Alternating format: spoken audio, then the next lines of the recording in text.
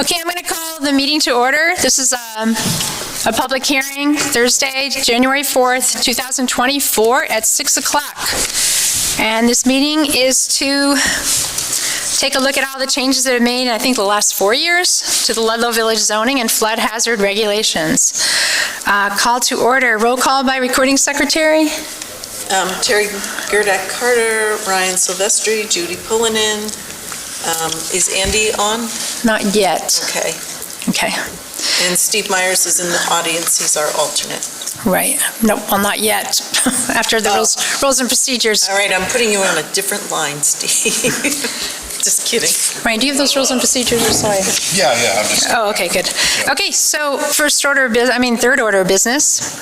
Public input welcome on the modernization of Ludlow Village zoning and flood hazard regulations.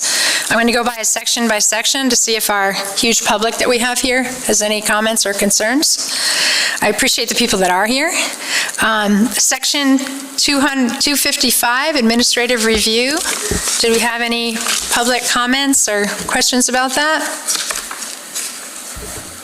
Seeing as there are none, I will move on. Section 290, affordability requirements.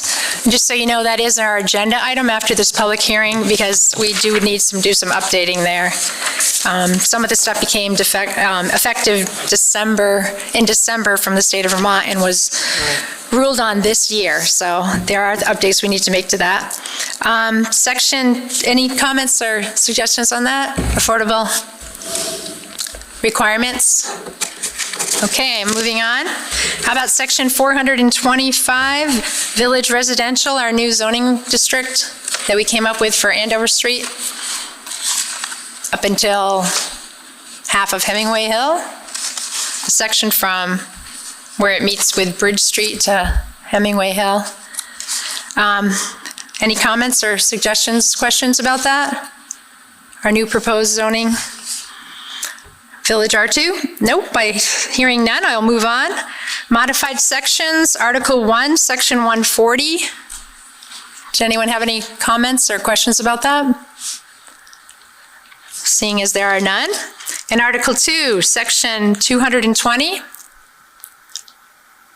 Section 221. Section 221.5. 224, 226,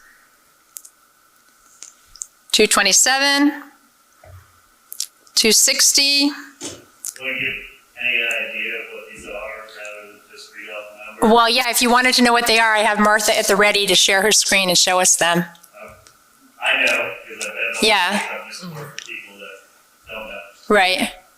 Jared? Jared Jowdy, Planning and Zoning. So I did have a conversation with our legal representation, Chris Callahan, who said he's going to be here and did go over a number of these sections. I have concerns that you're moving through them a little too fast and he's not joined at the meeting. There was another meeting that was improperly warned and he may have those credentials instead of the ones that are being participated by currently right now. Jared, can I interrupt you for a minute? I met with him for 2 hours today, and I'm going to present all his concerns after the public hearing, because we can make changes between the public hearings. Okay. So I have all of his concerns ready to go in a Google Doc. Okay, I just wanted to make sure that. Yeah, thank you. Thank you for being thorough about that. Okay, so just the immediate public that's here or on Zoom, 260.3, 270.5. Okay, and Article 4. This is our, our districts. Did anybody have any questions or concerns? Article 4,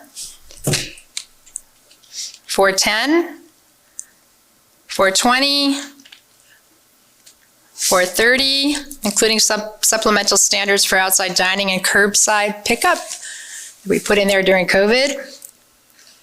Okay, and Article 5, Section 510.1. 510.3, that we eliminated 520.2, 520.3, 520.8. Does anybody have anything in Section 5? I mean Article 5? Okay, moving on to Article 7. There were a number of new definitions that were added. Chris also gave me a few definitions that were missing that Martha was on today. And then some that were not used in the document anywhere and were eliminated. And many existing definitions were revised. And there were also some duplicate definitions that Martha found and we got rid of. Okay, does anyone have any public comments before I adjourn? Here, hand up. Yeah, we got a hand up? Criven? No, that's just my screen mouse, sorry. Okay, that's okay. Oh, Good eye. Good eye. Good, oh, thanks for checking out that. I'm looking for any. Ryan, thank you for doing that because it's hard to do, to keep an eye on that. Okay, and no one has any more comments, questions, or concerns? All right, I'm going to adjourn the public hearing and I'm going to call to order the Ludlow Planning Commission. There's a few things we want to, Eric Alden? Sorry, I think this might be proceeding, but I am going to ask for comments from citizens. no, I don't know if it was warned for 6:30 or not. Yeah, it's not 6:30. Do you want to wait till 6:30 or can we proceed with it being a little earlier than 6:30? Or need to take a recess? Our open meeting law person here. If you're asking for my opinion, if you want it for 6:30, you need to start the meeting at 6:30. Legally, unfortunately. Okay, well, what time is it? How much time do we have? 6:06. 6:06. Geez, I could go home and get my plug for my computer. No, I want to do it above board. So if we're going to take a recess. In the future, you can warn it as immediately following. Yeah, I wish I had done that. I'm going to make a note of that in my document of this. So people can go and do whatever they need to do for the next 20 minutes, is it? Sorry about that. Next time I will warn it to follow the public hearing. Jared, do you know if the next meeting has the same link? Yes, most likely, yes. Call by recording secretary, please. Terry Gerdek Carter, Ryan Silvestri, Judy Pullinen, Andy is not back yet. Okay. Probably will be though. Rose Goings, Jared Jowdy as administration. And that's it. And Okay. Steve, no, Oh, sorry. oh, well, I can't say Steve, he's not. Right, official. not yet, yeah, Okay. hopefully soon. Okay, opening statement by chair. Basically, please wait to be recognized by the chair unless you're a member of the board.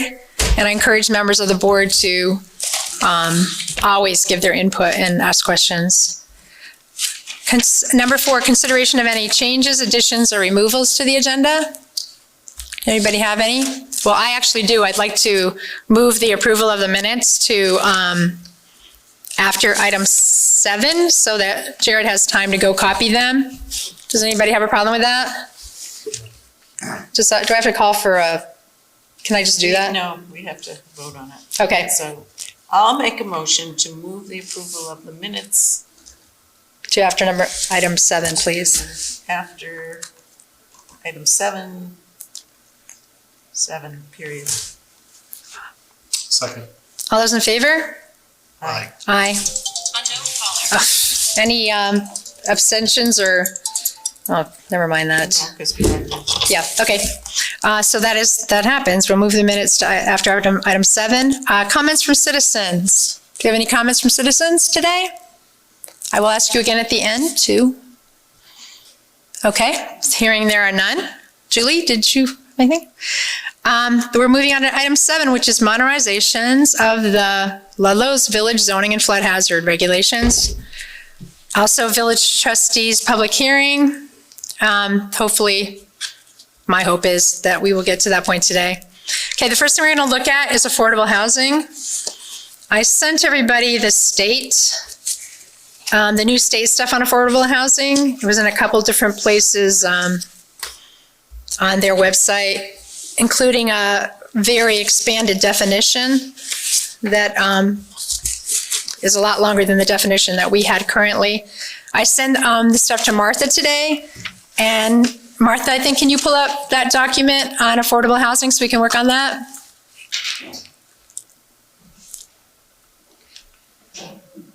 If not, I'll pull it up.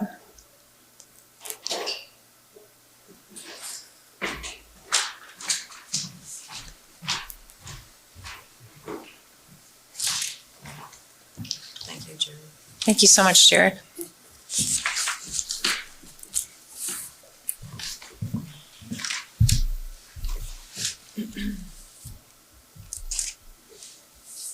Peter, she has permission to share her document, right, Martha Harrison? I did not see her request it, but I made her a co-host. Okay. So she, Martha, he did make you a co-host, so you should be able to share that section. It's section 290, I believe. Yeah, it's section 290. can you ask again, just to make sure? Martha, could you share your screen, section 290, please, the village zone, proposed village zoning? If not, I will.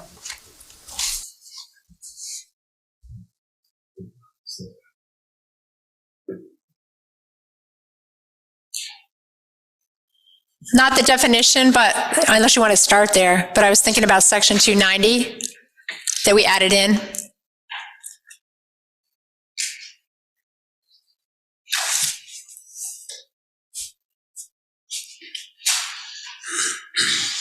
Okay, my suggestion earlier to Martha, I talked about this, was just to copy and paste the state's paragraph on that, which I sent to all the board members. It's the first paragraph.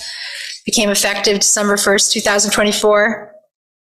Basically, it says in residential areas served by municipal sewer and water bylaws shall permit affordable housing developments to exceed density limitations by 40% and height limitations by 1 floor, provided that the structure complies with the fire safety code.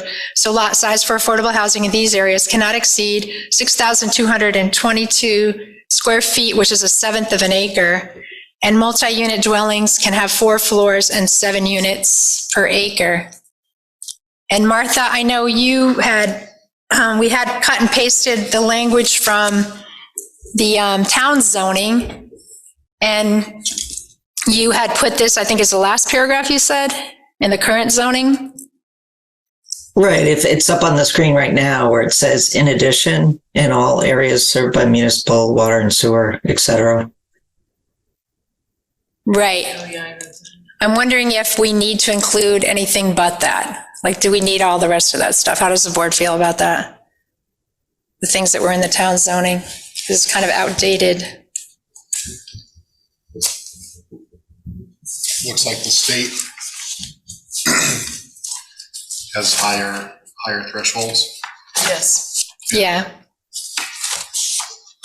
So my suggestion, I didn't talk about this with Chris Callahan because I told him we were going to talk about it during our regular meeting time and not during the public hearing, obviously, because we can't change zoning in the public hearing, that we probably just cut and paste that paragraph from the state. But I don't know if people are feeling like we need anything more than that in that section. The definition is very, very lengthy about what is actually a definition of. Sure, and so we're saying on this printout, this entire printout? No, the lower part is going to go into definitions, because that's a new definition from the state. Just the first paragraph would be our section 290. Can I jump in, Terry? Yeah, go ahead and jump in. Yeah. So the definitions were updated. They were just a little bit streamlined from what the state has, but it has all the same information in there. So I can go down to the definitions if you'd like, or we can stay here. My concern with what you sent me a little while ago was mainly the sentence about a maximum lot size of 6,222. That wouldn't be true because in two districts right now, your lot size is 5,000 square feet. So if you increase the density by 40%, it's not going to be 6,222. That's only going to be the case in the 2 districts that have the 8,712 minimum lot size. I think that the reason I don't think we need to add that is because every single village trustee has already said they're going to veto that 1/8 acre zoning. So I think that's a given. Right. I mean, it's what you have now. You currently have 5,000 square feet in the, Yeah, in our proposed, right. no, in your existing. No, in our existing, we have fourth acre zoning. I looked right before the meeting. It's 5,000 square feet in residential, commercial, and I think in the village residential. And can I ask, Martha, that's the current or that's the proposed? No, that's current. She's saying it's the Yeah. current. I gotta look that up because, Is 5,000 square feet for the lot size? I'm just trying to get it in the minutes. That's correct. It's the current. Thank you. and what districts is that in? Just the residential, commercial? It's in all the districts except for non-commercial. So it's not in residential. So it's only in RC. No, it's in residential also. In the preservation district, it was 10,000 square feet. And you reduced that to 8712 because that's the Fifth acre zoning. you have to have size or Okay, less. so what part of the affordable housing stuff that we have right now is the board wanting to keep, besides making sure we have, this paragraph at the end?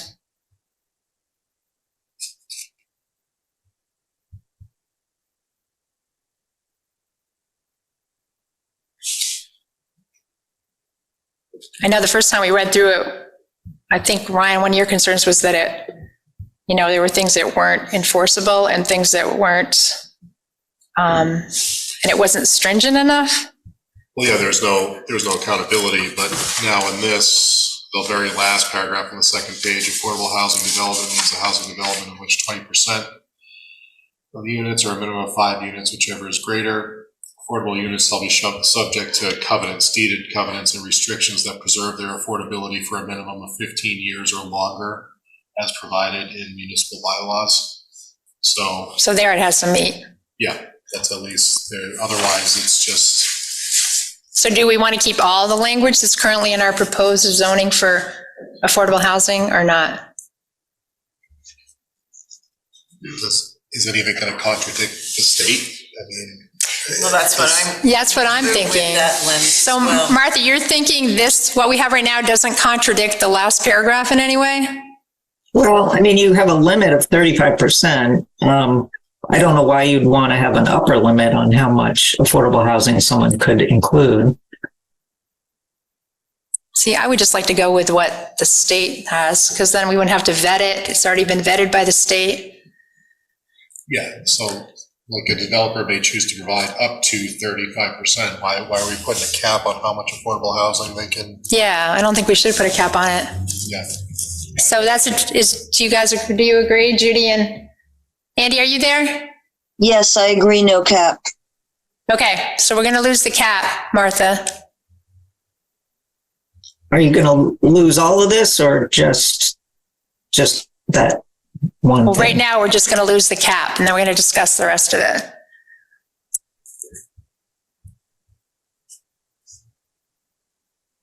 So, I didn't I'm want- sorry. Can you, I just want to see the second sentence. If there are additional, the developer may add full market rate. Well, you want, the second sentence has to stay because it actually goes to section 1.1, not 0.2.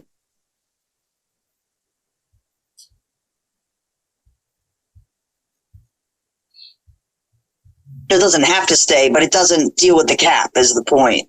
I wouldn't erase that part. Yeah, I'm trying to find it on here, because I can't read it from up there. I can't either, and I'm trying to. I'm take getting it right notes. here. It's just, Why is it not striking like that? I said I would, I didn't. Okay, Judy and I are sharing and taking a closer look at. Yeah, I need to see it. I just wanted to be, it hasn't been looked over by the lawyer. I told him that, we were going to work on it tonight, so he couldn't give us comments on that particular part. I'm not comfortable passing this tonight till we hear from the lawyer, but I'm willing to discuss it. Well, he was fine with me just copying and pasting from the state. So, I'm sorry, was this in the package? I apologize. I'm a little lost. So Well, it was in the package as the proposed village zoning. It wasn't that package of what we were going to look at as proposed village zoning. Right, but I guess I'm not prepared to talk about this piece. I didn't see it on the agenda as specific. I apologize. I would like to spend a little more time with this. I think it's too important. Do we want to call another meeting to talk about this, or can we just hash it out right now? And why do we have to do it right now? It's because I want to be able to take what we changed tonight and send it to Chris Callahan and have him give us some comments on it. Okay, but is this It would be under? nice But is this under? if you go over it tonight and get it done. Is this under a time limit? Well, no, but it's on our agenda. It's an item for us to work on. This is something we're working on tonight. So let's work on it. Okay, so we're okay with the first paragraph. All housing projects comprising 10 or more units are required to provide some affordable housing units. Affordable housing must meet the requirements in the definition section of these regulations. Is that something we want to keep? Sure. Okay, moving on. No, but hang on. What? So I guess I'm confused. Moving on to We're looking at the current language for affordable requirements that are our section 290 of our proposed village zoning that we're bringing to the trustees. I see it on the screen. I see it on the screen. So the next. Okay. So the 15%, it should say a minimum of 15%. Why would we say 15%? A developer must choose to provide up to, okay, we already decided to lose the 35%, right? No, in the first sentence, 15% of all units developed. Why wouldn't we say a minimum of 15%? 15% of all units developed rounded as part of a housing project must be affordable. Yep, so I could say a minimum of 15%. A minimum of 15%. We want to add that language, Martha.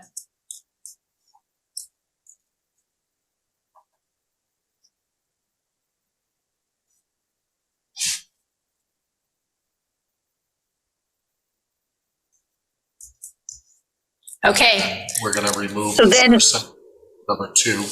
And we're going to remove the first sentence of number 2. A developer may choose to provide up to 35% of the original unit count as affordable. We're going to lose that whole sentence, right? Yes. I just made a comment because for some reason it's not tracking my changes. So the reason it's not is because it's already reflecting as track changes and they came from you. Oh, right. So Yeah. will reflect more. So you have to kind of highlight it or something in a shading. Yeah. So. Okay. And then in the second sentence, if we do the minimum, it should then say if there are affordable units above the minimum 15%, because it's not 15% required anymore. It's a minimum of. If there are additional. No, I'm just trying to get it in the minutes. Read it to me what we're changing it to. Okay, so we got rid of the first sentence in number 2. Yeah. We eliminated that. And now she's talking about the second sentence, which is if there are additional above the 15% required. So we're going to lose above the 15% required because now we don't require that. Right? Well, it would say, no, it would have to say if there are additional units above 15%. So we're saying if you go beyond that, you get this other stuff. So we're losing the word required? When you say a minimum of, yes, no, you're saying if there are additional affordable units, you say above 15% instead of, because it's no longer parenthetical. So remove the parenthetical, my suggestion. Moving the above 15% to after affordable units? Is that what you're saying? Yes, if there are additional affordable units above 15%. Okay. Yeah. Then the developer may add one full market rate unit for every one affordable unit added. Do we keep So where's this? added under this provision, though? No, get rid of that. No, get rid of that. Added under this provision. We're going to get rid of that, Martha. Added under this provision. The developer may add one additional full market rate unit for every one affordable unit added to the project. The rest of that we're fine with? I am. Okay, this provision shall come into effect on the date these requirements are approved. Okay with that? Hang on. Wait, hang on a second. If there are additional affordable units above, for every one affordable unit, it's not added to the projects, it's added above the minimum of 15%. Otherwise, Right now it's saying for every one affordable unit. I understand that. So then you don't say for every affordable unit added to the project, it's every additional unit added above the minimum 15%. I'm sorry, I'm just trying to be precise because it's not clear. If you leave the last couple of words, it says for every unit added to the project, you're implying if they go above 15%, they can include the 15%. Yeah, you're right. So where do we end that sentence?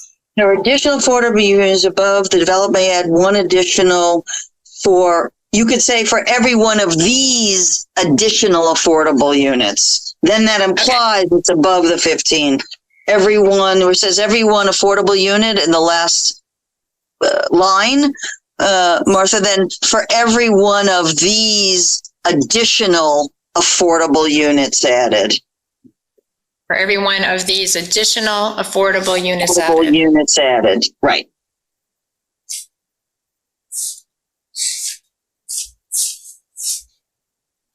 I mean, Martha's doing the master copy, but I'm also copying. Yep. Yeah, and you make the units plural. There we go. Thank you. Okay. This provision shall come into effect on the date these requirements are approved. We're good there. Yep. Any housing project that has been permitted but not developed when these regulations are approved will be subject to this provision if an amendment is requested. So everything in existence goes unless they change it. At the time of the amendment, assuming the project was for 10 or more units, or the new unit total is 10 or more units, this provision shall be applied to the units added as part of the amendment process. So that just talks about amending a permit. We okay with that? Yeah. Okay, Yes. and then this last paragraph is Martha summing up the new state regulations that came into effect December 1st. Are we okay with her summary?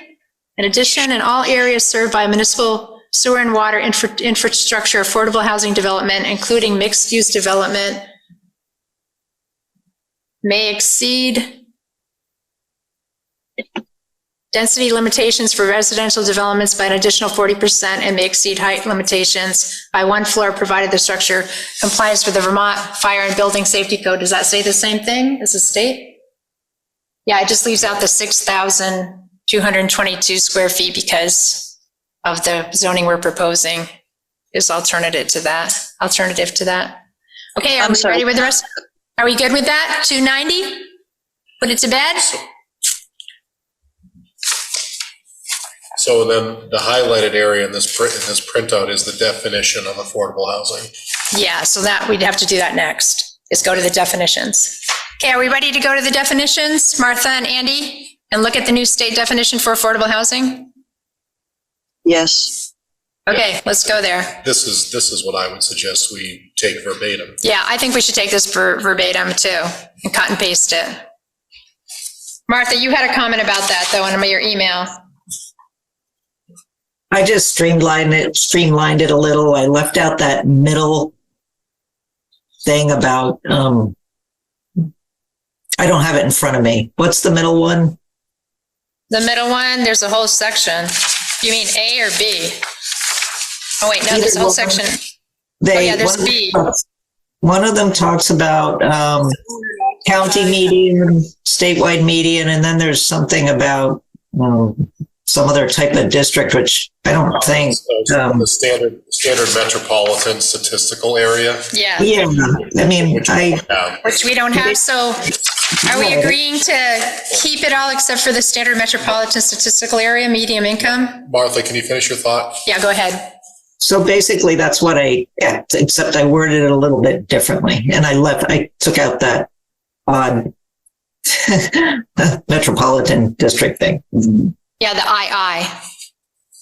BII. Are we agreeing to take out that one paragraph and leaving this the way it is, cutting and pasting into definitions? Yes. Oh, yeah, I hear yes. Judy? Yes. Andy? I need this. Yes. Okay, so we're just gonna lose, I'm gonna cross it out. I know, it's hard. I did it too. Okay, so we're gonna cross that out. Statutory definition, except the thing about metropolitan district. Great. Correct, Martha. Okay. Okay.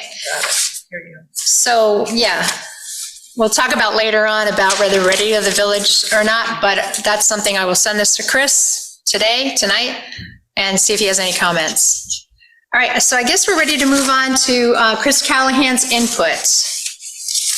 Martha, can you pull up the first section he had input on is section 220, zoning permit.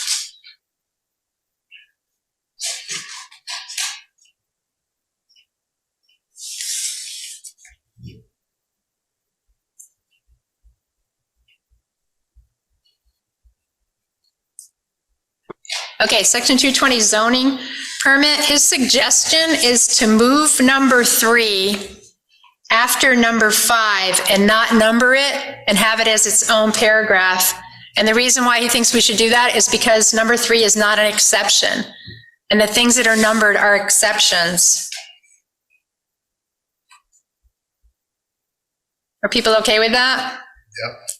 Making it its own paragraph. Number 3 is not an exception, so he suggests that he thinks it's important. He says we should move it after number 5 and not number it as its own paragraph. Does anybody have any objection to that? No. Okay, moving on. His next section is. I got a question from Jared. Jared, yeah. Does that make more sense in the first paragraph? Pardon me? I was just wondering if that would make more sense being in the first paragraph instead of between two other exempt items that don't require a permit. I hear you, but I kind of want to just do what he said to do for the expediency of it. Okay.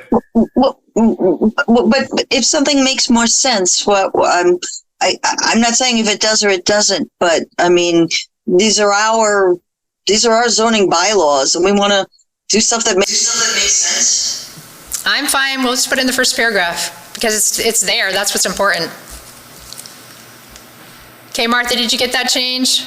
We're going to add number 3 to the first paragraph and eliminate it in the list. Okay, his next section is something. Does it not make sense there? Nope, so I was just saying, I would still like it on its own after the first paragraph. Okay, so just make a paragraph of it after the first paragraph. Yeah. Okay. Okay. Thank you, Martha. Decided to put after first paragraph in its own. Number 3, yeah, the number 3 bullet.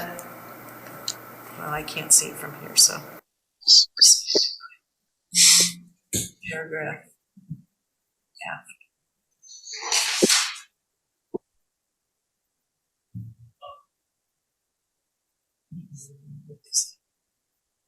I got it right here if you wanted it. I can't write that fast. Okay. Sorry. I can send it to you though.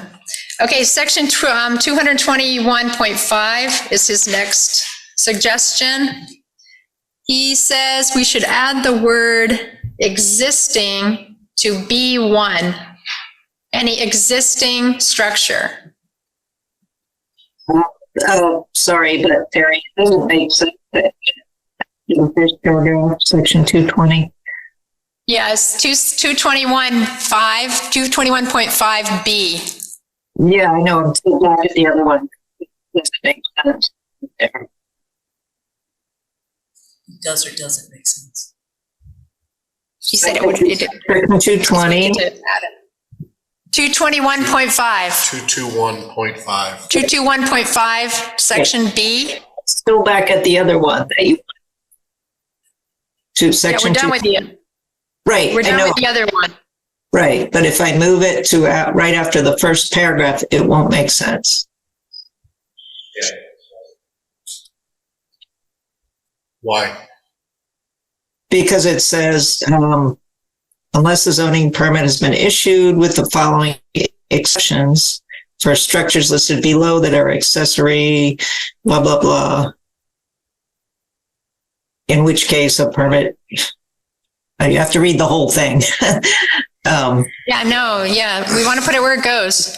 Construction may commence, nor shall any existing structure be altered in any way, or the impact it says, unless the zoning permit shall have been duly issued with the following exceptions for the structures listed below that are accessory to a single unit dwelling, unless the structure is located within a special flood hazard area, in which case a permit shall be required. So it's listing all the things that you don't need a permit for. And since the one you want to move, you do need a permit for, I agree with Chris Callahan, it just can't go in this list at all. It needs to go at the end. It needs to go in its own paragraph at the end. The end, yeah. Yep, I agree with that. Now Okay, in context. Which is where it is now. Yeah, I thank you for clarifying that. Okay, let me Yeah. change this. And just while Judy's changing that, I just want to read it. It says a permit shall be required for any exterior structural alteration, including but not limited to a change in the number of bedrooms to a single unit dwelling that does not change the number or the use of the structure or the number of bedrooms. Changing the number of bedrooms shall require permit. Are we all okay with that? Yep, it needs to go at the end. Okay, Martha, now we're on 221.5, section B, number 1.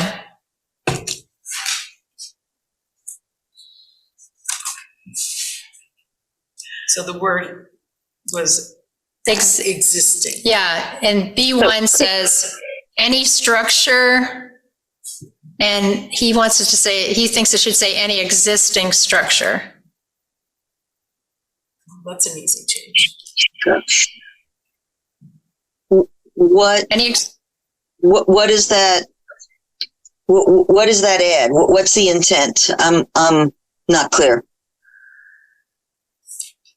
I'm trying to think what he said. It's something about grandfathering. An existing structure for which construction began prior to the effective date of these regulations, providing each construction complied with all applicable local regulations in effect. It's about grandfathering.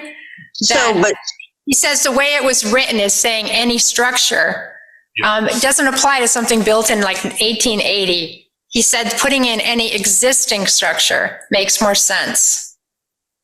it actually it does, because it limits it more, because you could have no structure right now. Permit has been given, but they haven't started construction. And then that would grandfather that when it hasn't even started. That makes sense to me. Okay. Okay, the next section, are you okay with that, Martha? Yeah. Okay, the next section is section 224. And it's kind of a lot. Well, not a lot, but it's, we debated, he and I talked about this a lot because we wanted to get it just right, but we'll see if we got it just right. Okay, so 224.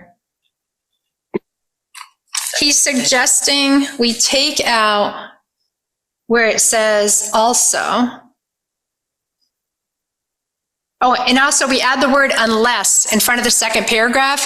Unless land development associated with a site plan or conditional use approval shall commence within 1 year of the date the permit was issued. And he wants to lose, he wants to take that, issued, or if, he wants to add or if, after all that cross out there, or if all activities authorized by its issuance have not been substantially completed within 2 years from its date of issuance. Those are the changes he thinks we should make there. I'm sorry, can we see what it looks like with those changes? It's very difficult to do it this way with verbal changes rather than seeing stuff in advance or in writing.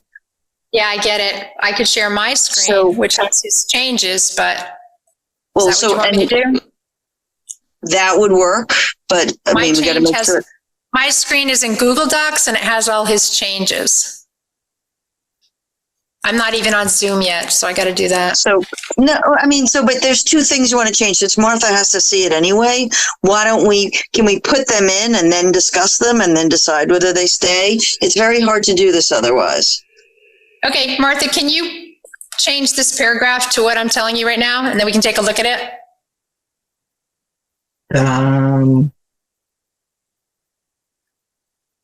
Okay, go slow. At the beginning, you want to say. Yes, yes. Go slow. So it's the second paragraph of section 224. Let me He wants to add the word unless in front of land development.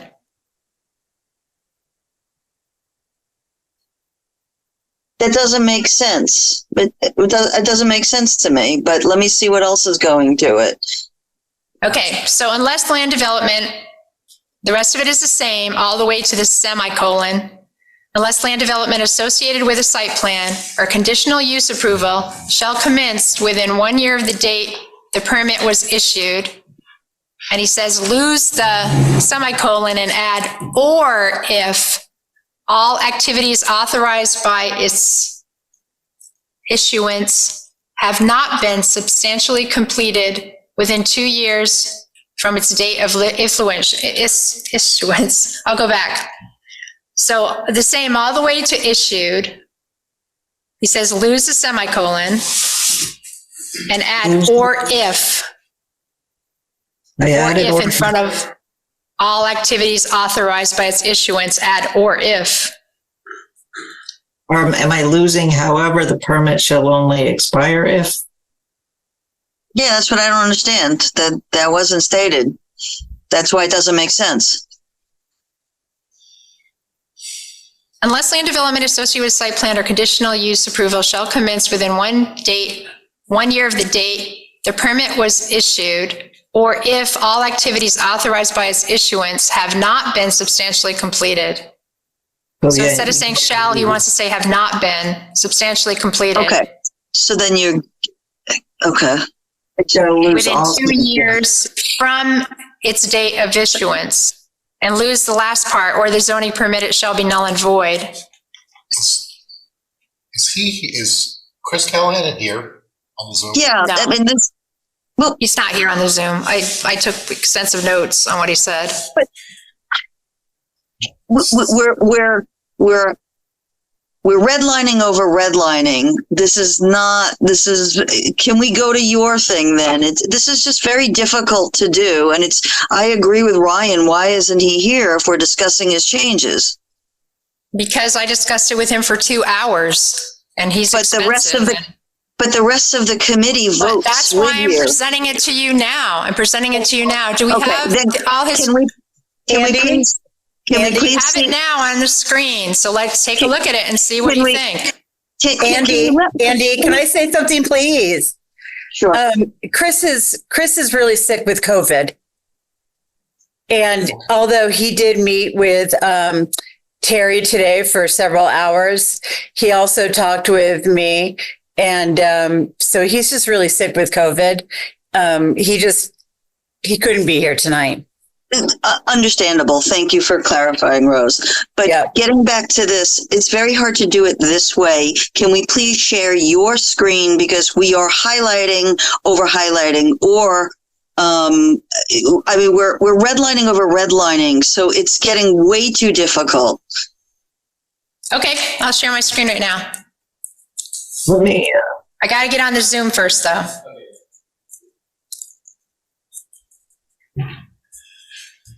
It would show differently if it was a different person doing it. It would show a different color, but Martha did the original and Martha's doing the new. That's why we need to see it separately, please. Thank you. Yeah.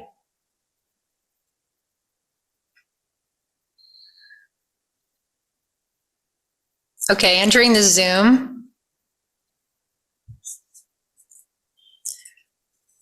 Hopefully the internet's going to work here.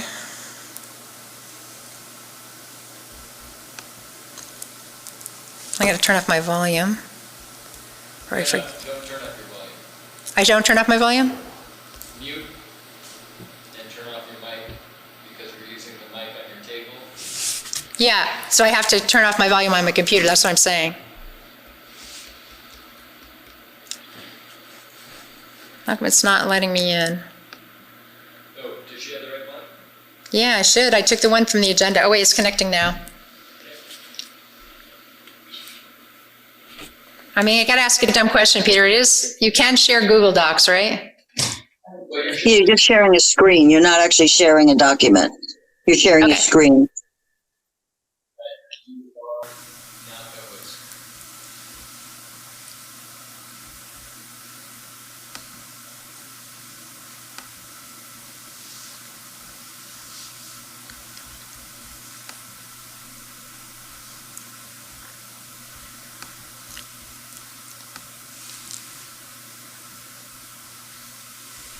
Okay, I guess, wait, I got to open that Google Doc again, I guess.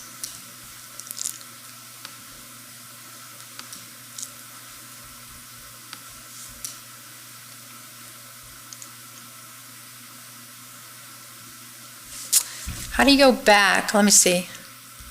Am I still in the meeting? Yeah, there I am, okay. Okay, let me go back to Google Docs here. Make sure I'm on the right one. I have a couple of them open.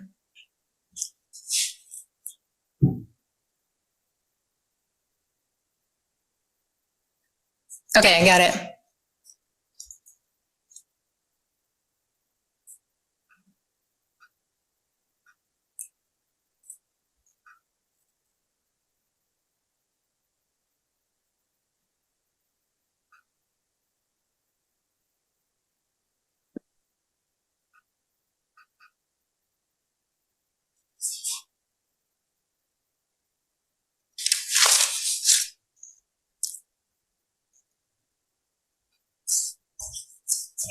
Okay, you got it up there? I got it on mine. Okay, all right, so here it is. This is what he suggested we do. Unless land development associated with a site plan or conditional use approval shall commenced within 1 year of the date the permit was issued, he says lose the semicolon, this part was already crossed out, and add or if all activities authorized by its issuance have not been substantially completed within 2 years, he says from, I don't know why I crossed that out. Oh, well, somebody else did that, from its date of issuance. And he's saying we don't need the last part. Then there's an incomplete sentence. Oh, I see what you mean, yeah. Actually, he didn't cross that out. Somebody else did. Yeah, he didn't say to cross out the end. The stuff that he said, I put in blue. So somebody else crossed out that ending part. Do you think we need that? Well, yeah, I think what you're saying is your zoning permit becomes null and, why don't we say this succinctly? Your zoning permit shall become null and void if you don't do the unless 1 or 2. Yeah. So put the zoning permit, put that in the beginning. The zoning permit shall become null and void, and put it in the beginning. So yeah, X it out of there. Yeah, remove shall become null and, well, no, yes, null and void, then remove the period, and then make the unless a smaller case. Right. Yes, void, unless 1, land development associated shall commence within 1 year of the issue, or if all activities authorized by, when you say its intuition, I would say, let's get clear, the permit issuance, the zoning permit issuance.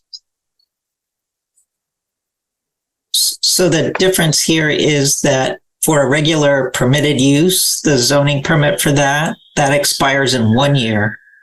But if it's a permit for a site plan or conditional use, then it expires in 2 years. And why are we And why do we differentiate? We want it to expire both ways. If it doesn't start within a year, we want it to expire. And if it isn't done in 2 years, we want it to expire. So maybe we need it at the end of the last one too. Oh, no, because we're already saying, or if all activities authorized by the zoning permit issuance have not been substantial. We are already saying, or if. Okay, so I'm sorry. So on the screen, this is difficult. Is this applying to all zoning permits? Because what Martha just said, it sounds like it's not. Yeah, it is. You could. My understanding from my conversation with Rose a month or so ago was she still wanted that a permit for permitted use to expire after 1 year. And you have to allow. It's saying that though. Years. It's saying it expires after 1 year if they haven't started it. Can I speak? It's saying that if you don't start the development after the zoning permit is issued within a year, then it becomes null and void. Or if you have a zoning permit and you haven't substantially completed it in 2 years, then it is saying, it is saying both. That's what he suggested. So it's saying one is if you haven't done anything, 1 year. Yeah. And 2 years is if you started it, you get 2 years to complete it. Right. So why don't we, again, just do some language here, then make this clearer? Because so the zoning permit shall become null and void. It's actually after 1 year of issuance if the land development hasn't started, and after 2 years if it's not substantially complete. We tend to use so many words and it gets very confusing. There is a definition for substantially completed. Yeah, I remember when we worked on that. Yeah, I do too.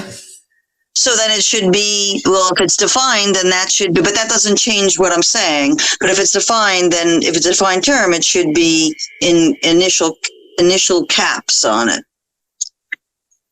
What I'm trying to say is I don't think you can, a zoning permit issued for a conditional use or a site plan, I don't think you can say that it would expire after 1 year if the work hasn't started. Why and not? why is that? That could be a condition of a conditional use permit.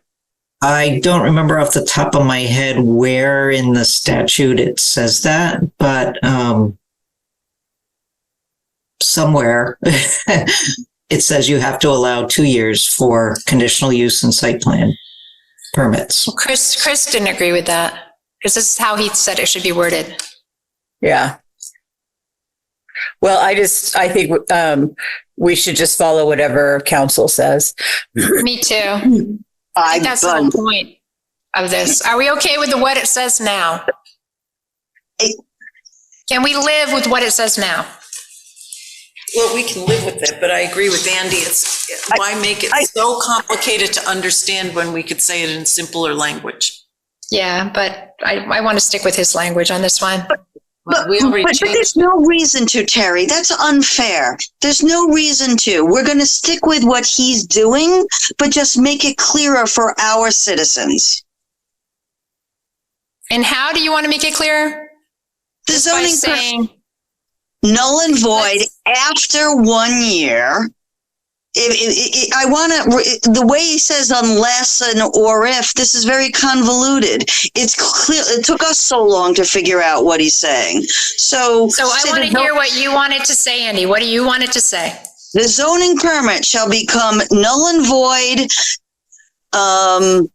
within after 1 year of the date of the permit was issued. And then you could say, okay, keep going. And then you could continue with the word unless there.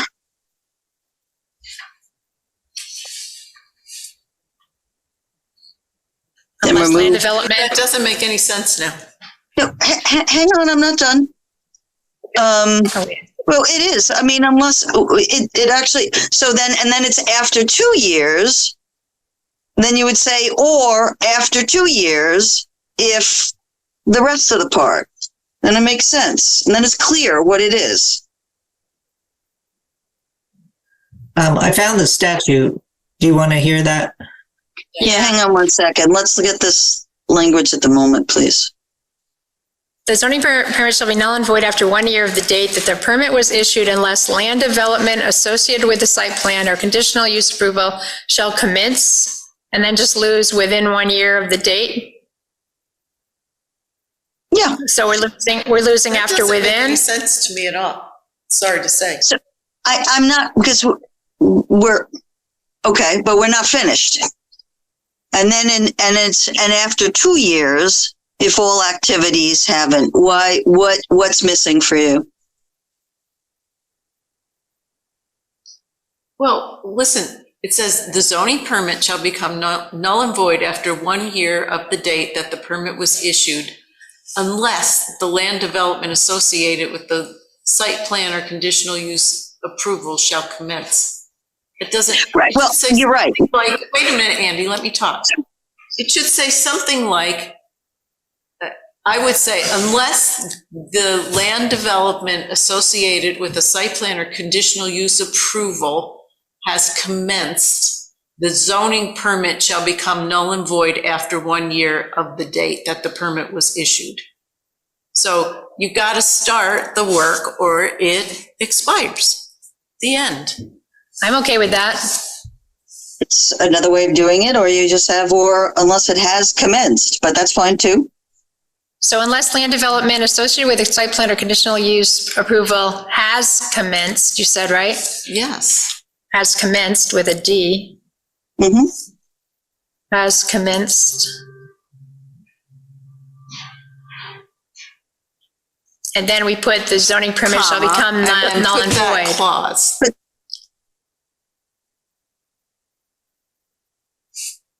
We got to move after, we have to move other stuff too. Wait a second. Okay, so take that out of there.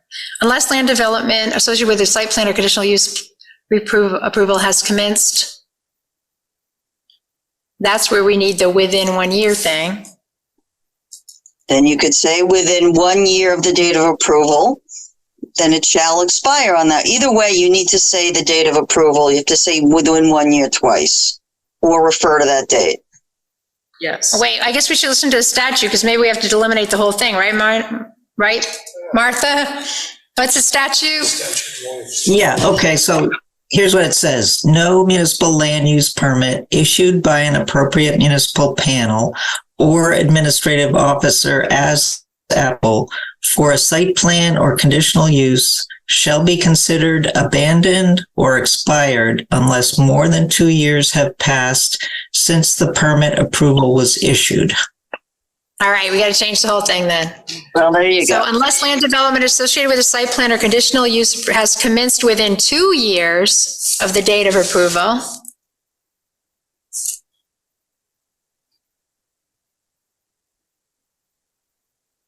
and then we have to say it becomes null and void, right? Okay, let's see how this looks. Unless land development associated with a site plan or conditional use approval has commenced within 2 years of the date of approval, the zoning permit shall become null and void. That's the end, right? That's Well, clear. on that date. And I'm sorry.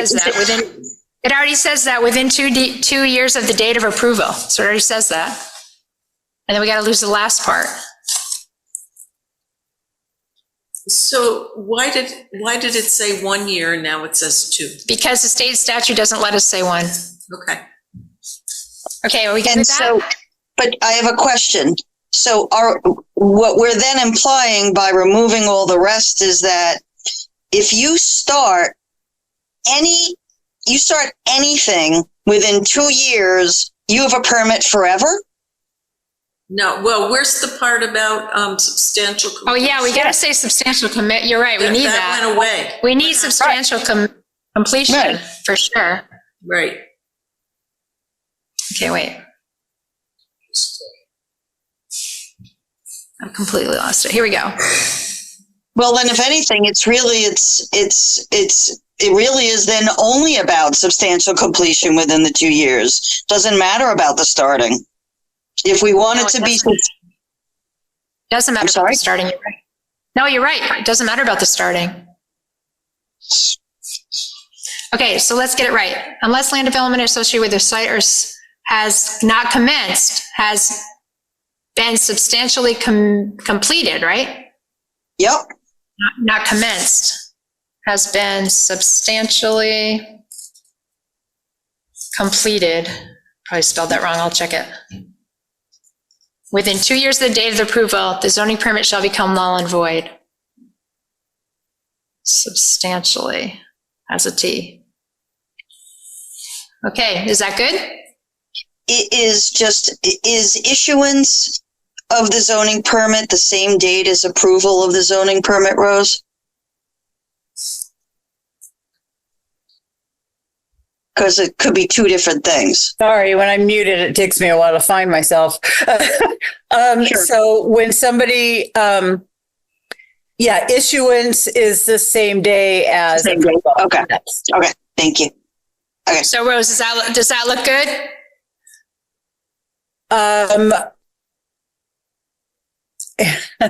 Well, yeah, we had to change it to the 2 years, but, like I said, I wanted to follow what Chris was saying because, again, I've worked with Chris for 26 years and, I just want to follow what the attorney says because of the fact of, court cases and law but the 2 year thing had to be changed. Other than that, I'm worried about anything that could be legalities. Okay. Well, we would have to take a look at this again. Yeah, Thank I'll you. have him take a look at that again. Yep, I'll do that. I think we should. Okay, section 255. Yeah, can we move on? And I'll just say this. Yeah, Let's try not to recreate everything Chris has suggested to us moving forward. I would really like to do that too. I'm with it. Yeah, considering the time and Well, and I'm sorry. the whole reason we had him take a look at it. Yeah. Okay, so this is kind of out of order, but section 255 made him think of this. He says on our definition of retail uses, if you want, I'll just move that to the definition section. I'll do that right now. I'll just move that there so we're all in that section. He just wants us in our definition of retail uses to add at the end, add among other things. Because he said if we have a list and we don't continue the list with and other things, people can just say, well, it's not in the list, so I can do it. So he said we really need to add that verbiage at the end of retail use and other things. Can you show us where it says? Yeah, I'll do it in different definitions. I'm putting it in my definition section of the stuff he told us so I don't forget. Okay, so the next section he has to talk about is 280. He wants to know on number 7, 280. So I'll wait for you to get there. I'll wait for me to get there.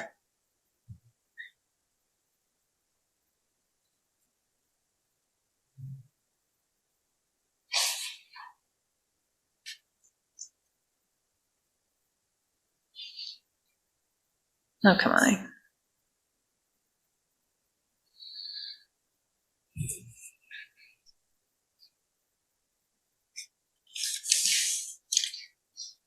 Sorry, I'm just afraid of going by it.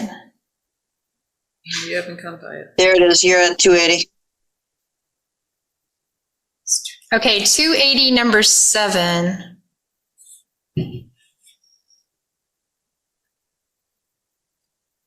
Where's number 7? It's on the next page. Okay. He suggested we take out the beginning about the planning commission. He's like, that's never been done. Why is that there? That doesn't make any sense. Let's do it. Let's do it. Are you okay with that? Doing that? I'm sorry. What? Okay, so right now it says the planning commission. Wait a minute. At the request of the planning commission, the development review board may provide comments to the planning commission on all other Act 250 criteria for any development and or subdivision within the village of Ludlow undergoing State Act 250 review. And he's suggesting we remove at the request of the planning commission. Yeah.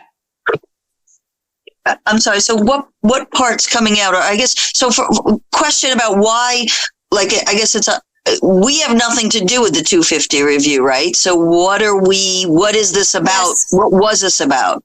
That's the whole Shouldn't be there. That's his whole point. That isn't done. Why is it there? We should take it out. That's what he said. Remove. Oh, we say take out the beginning, the whole concept. I guess I was thrown off by that. So in other words, all of number 7 should come out. No, just the planning commission part at the beginning, at the request of the planning commission. It'll be rewritten as. It's not- Development Review yeah. Board may provide comments to Right. the planning commission. Right. Just that. I'm sorry, I can't hear you, Ryan. Will be rewritten as the Development Review Board may provide comments to the planning commission. And everything before the comma will be removed. Okay? And Are we okay with that? yes. Because that just doesn't happen and shouldn't happen. Okay, now the section is, let's see, next statute.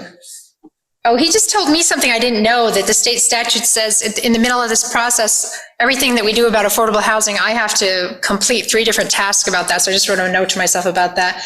Okay, now we're on Article 4.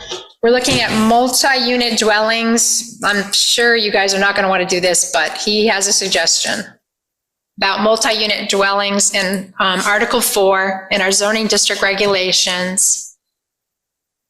He doesn't think we should have multi-unit dwellings, 3 or more units. He doesn't think that should be in permitted uses. We're on my page. His pages were different from my pages. My page is 33. In the preservation district. So section 410. Section 410 in the preservation district, he doesn't think that multi-unit dwellings that have 3 or 4 units should not have conditions in the preservation district.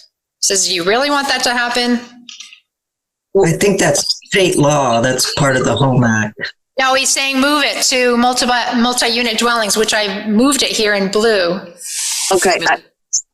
It was up here, So move. under 2 will. So multi-unit dwellings are not under permitted uses, they're under conditional uses. Well, I put them there tentatively to see if you want to leave them there or not. That's what he suggests. He says you definitely want to have conditions on multi-unit dwellings. Makes sense, because it's the historic district. Yeah, that's what I thought too.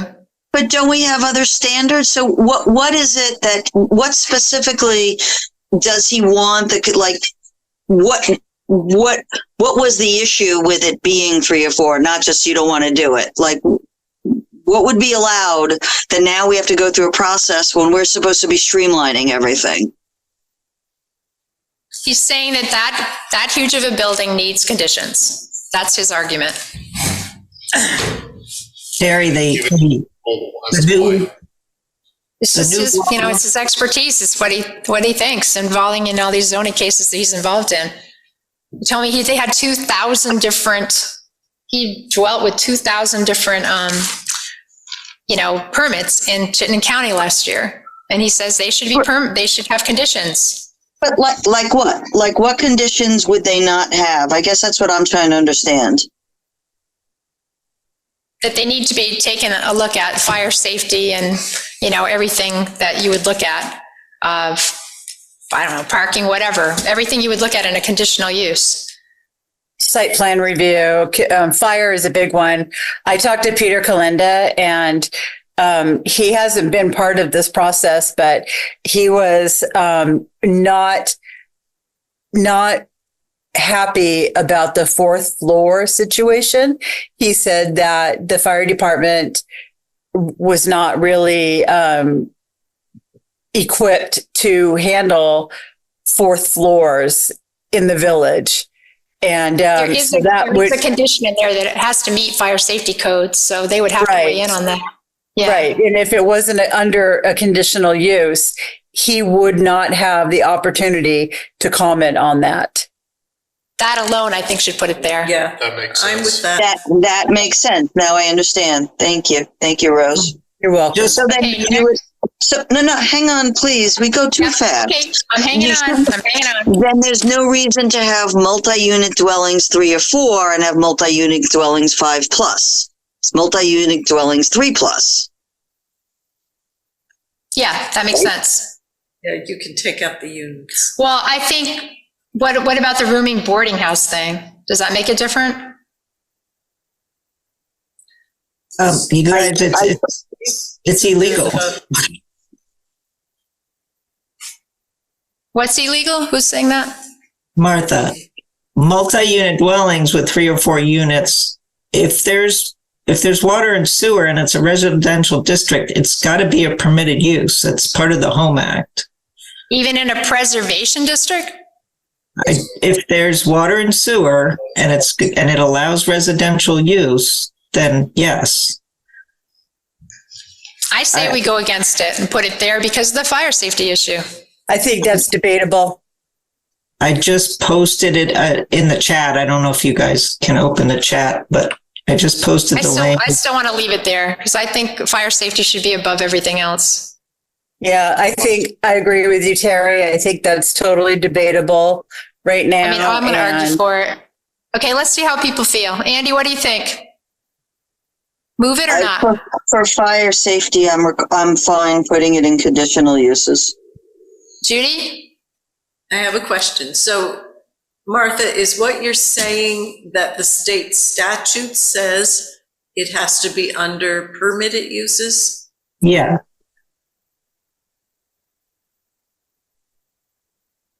I mean, I agree because of the fire safety issue that it should be looked at. I mean, any residential, any multi-unit dwelling, I mean, presumably those are going to be rented. Any rental housing has to pass fire safety. Oh, you know what? I got to tell you something Chris told me about multi-unit dwellings. The state defines them as 4 or fewer. So we can define them as 2 if we want. They don't have to be 4 or 3. The state defines them as they may 4 have or fewer, and that's a loophole in that state statute, that we can define them as smaller. That's correct, Terry. Yep. If you look at their current definition, that's not how they do it. So maybe the multi-unit dwellings we put into the permitted uses have only 2. And then fire safety has to be looked at for anything over. I'm fine with that. I agree. We already have 2-unit dwelling there, so. Yep. Okay, so we're leaving it there? Why don't, Terry, go back Yeah. up. So just change it to, on number 5, multi-unit dwellings, 3 or more units. Exactly. Instead of 3 or 4 or 5. Just say 3 or more. Yeah, that's a good idea. Are we okay with that? Or you could put 4 or fewer. 4 or fewer. No, you can't do that. Then it would be conflicting with what it was above. Yeah. That would make it, you can't be both permitted and conditional, I get it. right? Yeah. Okay, I just put this little note in here, probably because I think Chris made the argument that the state doesn't say that it's 1/5 acre zoning. They say within a 1 acre parcel, you can have 5 dwellings. But he's saying that it would be a requirement that you have 1 acre before you could have 5 dwellings on it. Like if you had 1/5 of an acre, that doesn't mean you can stick a dwelling on it. He's saying that you don't even have to say 5th acre zoning. You can say 1 acre, 5 dwellings per acre. That's his suggestion. Because that's what the state statute says. It doesn't say 5,000 square feet. I mean, it doesn't say, 8,712 square feet. Yeah, this is why I was questioning Act 47, months ago, and why I was saying we should, talk to Chris and say why, this does not fit all towns, because Right. He said it's designed. He said it was designed for Chittenden County, Rose, and not for us. in Windsor, in other towns like whatever, but it doesn't fit ski towns. And so, what are you guys thinking? What do you think about changing that 8,712 square feet to if you have 1 acre, you can have 5 dwellings per acre. So, but how are you wording it? Because it's not like if this is the wording, this isn't clear. So if you're replacing the square feet with 1 acre, I get it. And then you're later allowing 5 dwellings per acre, I get that. I don't think writing it this way, I don't get it. What do you mean? Which part don't you want it So in we there? could just do 1 acre / 5 dwellings per acre. So that, I mean, the lot area minimum is, first of all, it's the acre. It's not how many dwellings, right? Right. So I don't think that belongs there. So that's what I'm trying to say. That part has to go somewhere else. He's saying it belongs there. If we want it to belong there. But we can stick with the 5th acre zoning. You said that towns are interpreting it as 5th acre zoning, and it's not what it says. It's not what the state statute says. Okay. So let me ask you something. There are 2 concepts here. A lot area and what you can put on it. And I think we are inappropriately combining 2 things. Right. Well, he's talking about lot area minimum, that you have to have 1 acre, and then you can have your 5 dwellings on that acre. I understand. So So if you're a single unit dwelling, are we going back to 10,000 feet? Is that correct? Non-residential Or a uses. 2-unit We dwelling? never changed that. You know, because what I'm saying is, that's just saying if you have a whole acre, you can put 5 houses on it. Yeah. But that what is- about if you have a small quarter acre and you want to put a house on it? Yeah, What's that's, the minimum size? Are we going back to the 10,000 square feet?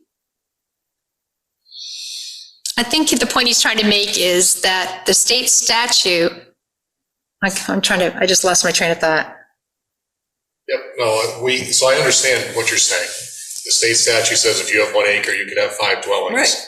But what if you only want 1 dwelling? Right. And how much do you have to have? What's the What's the minimum? minimum for For one one Right. dwelling? right. Oh, so you're saying we need both. Yes. Yes. Put those back in. So 8,700 square feet for 1 dwelling. Is that what we need to write? All we have to do is unstrike the, Yeah, we Gross just below. unstrike the 3, the single, the 2-unit, and the multi, and go back to what we had. Okay, so just get rid of this? Yeah, because those are one No, not get rid of that. building, Ryan, each tell of me them. what you said. so you see how underneath it says single, 2-unit, multi-unit are striked? We have. Yep. We're We gonna need to put those back. put that Okay, back so in. we need to put 8,712 here? Where did that come from? Is that, That's 5th acre. yeah, but, In the preservation district, we didn't change in this preservation district to 8th acre. then why isn't it 10,000? Isn't that what it used to be? I don't, I think we should go back to 10,000, Terry, for the single unit? if that's. Martha Rose, can you weigh in here, please? Yeah, Rose, can you weigh in? Seriously. I'm sorry. Okay, what was the question, guys? Okay, so if we're saying 1 acre can have 5 dwellings per acre, that's fine, but what about a single unit dwelling? Should it be 10,000 feet or should it be 8,712 square feet? Well, they would allow duplexes on the 8,712 square feet. Isn't that correct, Martha? Yes.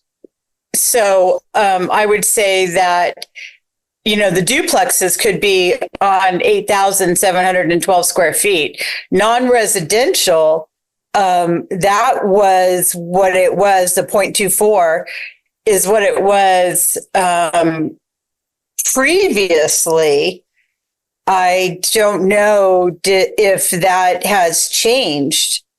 Has that changed, Martha? I think I didn't see anything for non-residential. Can you say that again? Non-residential density? The Home Act doesn't address non-residential density.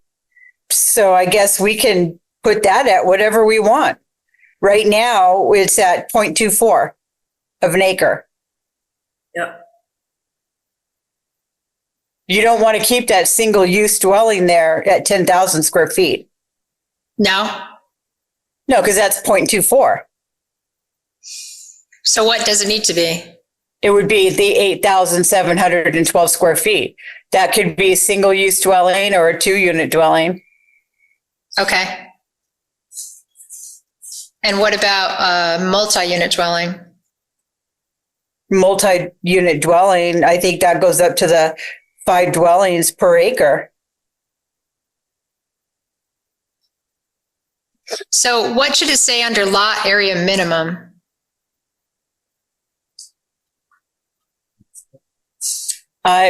Lot area minimum would be the 8,712. That's Okay. the minimum.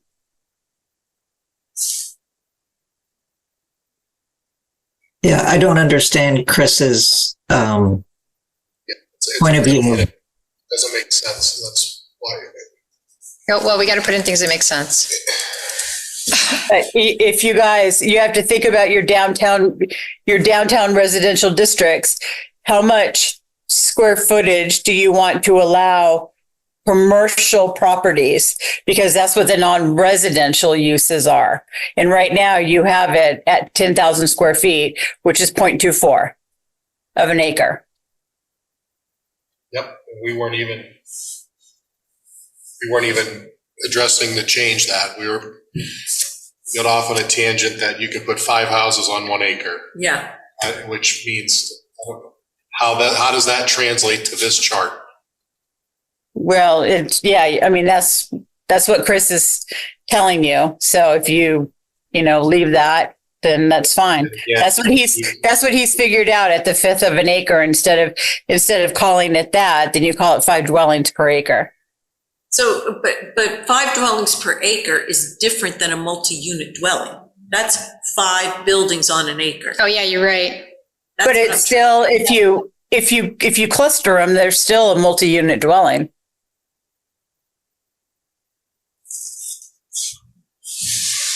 From a zoning point of view, right, Ryan? I mean, you can do that. They don't have to be connected? The multi-unit dwellings, you can cluster them. So you can have 5 standalone buildings that are not connected in any way on a single acre. Yeah, but that's not one dwelling. The way I understand it, I mean, a dwelling is a building and has multiple units. As soon as you start separating them, like it's a dwelling. No, I was talking about clustering them, that they're touching, well, Like a townhouse. yeah. So once they're touching, do they become? Are townhouses multiple unit dwellings? Like, is that what you would define? I mean, I'm not saying it's the only way. Yeah. And then, if they're touching by like walkways or garages or whatever, they can continue into like a PUD or something. Oh, I wouldn't. You're saying a walkway makes one? That seems like a big loophole. Yeah, it is. It's a huge loophole. They can connect it by like a unit, a walkway, a garage. Well, so then maybe it's not. It's that it's 5 units per acre, not. Well, no. I mean it sounds like it's then unlimited. If you look at the definition of dwelling unit, there's a sentence that is relevant here. I don't know if you can go to the end to the definitions, Terry. Of dwelling unit? Yeah. Definition of dwelling unit?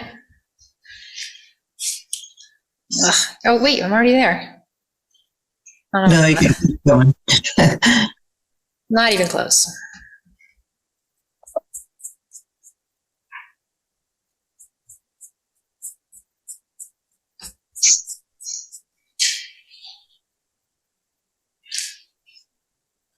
There we go.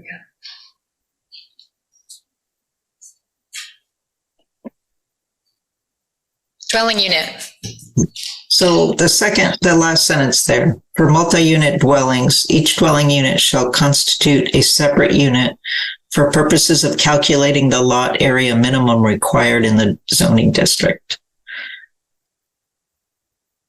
Ah. Dwelling unit, monorail rooms, separate living quarters.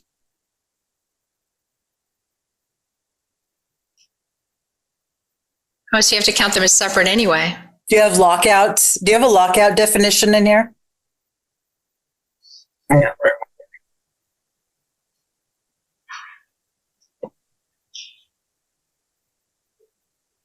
No. You should have that. That's Wait. something we should Wait, consider. I didn't. Oh, no, we do Oh, have there it. it is. Lockout. Lockout room. Lockout room. Do you allow that in any district? Well, it's in the, obviously it's in the, Jackson place Core. called? Yeah, It's in Jackson Jackson Core Core. And, has its own district. Yeah. but I'm wondering if you allow it in the village anywhere. Because you're We not don't have it. allowing that anywhere, right? We don't have it anywhere in the village, no, except in the definitions. Because that becomes a issue in a lot of places, a violation issue. A safety But I'm issue. just saying, I was just checking to see if you had that in there. Can we get through Chris's Yeah, changes, please? let's go through Chris's changes. All right. So his next change, and this chart, we fixed it, right? We're good with this chart now? Yeah, let's go. I don't think so, but. Right, but we didn't take Chris's change on that chart anyway, so. All right, so next thing he suggested was in section 420, which is village residential, that we move multi-unit dwelling to conditional. He also suggested that in the village residential. Could you repeat that, Terry? I didn't. Yeah, in section 420, village residential, he also thinks we should consider moving multi-unit dwelling to conditional use.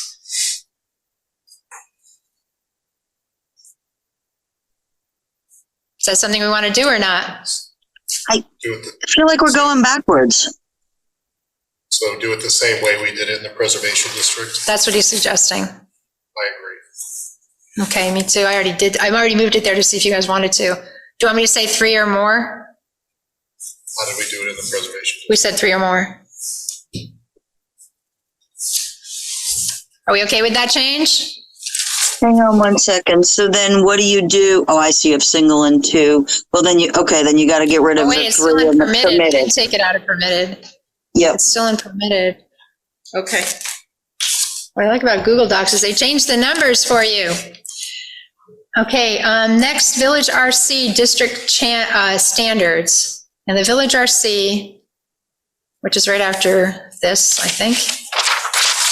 No, it's our village. He didn't have any comments on the Village R2. He was fine with what we did. Okay, and this Village RC, he's saying in the second part of it here, why are we getting rid of this paragraph? He said that paragraph sets a tone for this entire district and it mimics the town plan, and he doesn't think we should take it out. Where it says a clear purpose and the desired character of this district. It was a second purpose statement. There were 2 purpose statements, so we just combined them. He just thinks that we should have it here too. He suggested we leave the paragraph in. He sets a tone for the district and it backs up the town plan language. But I thought this was like redundant with something else that we already had. Yeah. Well, this is at the beginning, there is this. Yes. And so what we did was we put parts of that second purpose statement and put it into the first purpose statement, so there would only be 1 purpose statement. Oh, I guess he didn't realize that he didn't like it gone. So are we okay with leaving it gone since we put it into the other one? Yes, leave it gone. Yeah, I'm going to eliminate what he suggested here then. Okay, his next suggestion, he doesn't think we should take out the demolition of historic structures. He says, why are we taking that out? He said that's important and we should leave it in there. this whole section on demolition of historic structures. He goes, anything we can do to protect its historic structures should stay there. I don't even remember us taking this out. I think it was done before our time, Andy. It should be changed, Terry, because the historical people up in the Montpelier, they don't want to receive letters, and they do not want to be contacted about anything historical in Ludlow unless it's on the National Historical Registry, which is okay. So that's why it was taken out. Yes. Yeah, he's okay. So we're going to leave it. I think it was a personal preference of his that anything you can say about historical preservation, you should keep in there. So decision is leave as is. Leave as is. Okay, next thing is section. I'm sorry, is leave as is meaning it gets taken out, or is leave as is? It's taken leave out. Leave as is, parentheses, taken out. Which is probably why we did it in the. That's all right. Okay, we're going all the way to 510. Woohoo! 510. It's a lot. It's a big leap.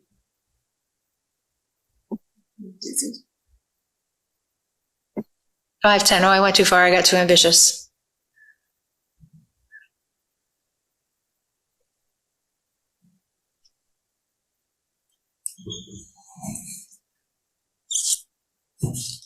.3. He says in this section we should change the word standards to issues in the first paragraph. And he thinks that we should, what is it? Okay, wait, change standards to issues. He doesn't think number 1 should be taken out. And why is number 1 and number 2 taken out? He doesn't think they should be taken out. We should change the word standards to issues. So he said these are not standards. Things we're listing are not standards. That's what his comment was. Can we just back up for a second as to what these special public use exceptions, the context is important. So what is this? What is this again? What are we dealing with so that we can... Right, exactly. Okay, Andy. So he's saying in the special public use exceptions, except as prohibited by state statute, the following issues should apply to all. No, I'm sorry. Let me, can you go back up to what is a special public use? Like what is I need context of what these special public uses are. It's like churches and solid waste facilities, schools. Got it. Thank you. Right. Thank you. Now I understand. He's saying that the things we listed are not standards, they're issues. And that we change the word standards in that first paragraph to issues. To protect. I don't. Issues.